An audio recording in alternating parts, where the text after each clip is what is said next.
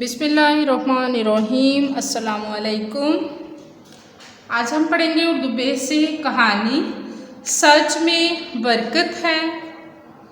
حضرت شیخ عبدالقادر جیلانی رحمۃ اللہ علیہ بہت بڑے ولی اللہ تھے۔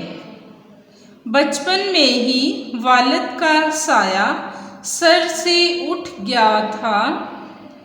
والدہ ماجدہ نے آپ کی تربیت کی۔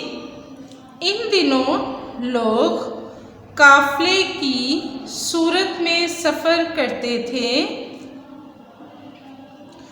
حضرت شیخ عبدالقادر جیلانی کو والدہ نے قافلے کے ساتھ روانہ کرتے ہوئے نصیحت کی، بیٹا ہمیشہ سچ بولنا۔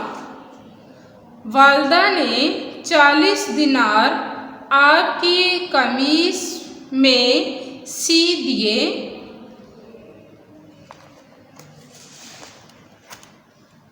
قافلہ جنگل سے گزرنے لگا تو ڈاکوؤں نے اسے گھیر لیا اور مال و اسباب لوٹنے لگے۔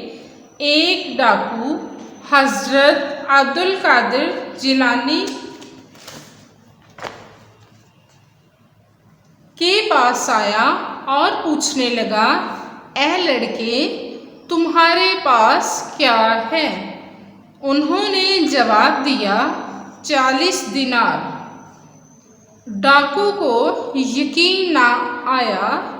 وہ حضرت عبدالقادر جیلانی کو اپنے سردار کے پاس لے گیا اور کہا، یہ لڑکا کہتا ہے کہ اس کے پاس 40 دینار ہیں۔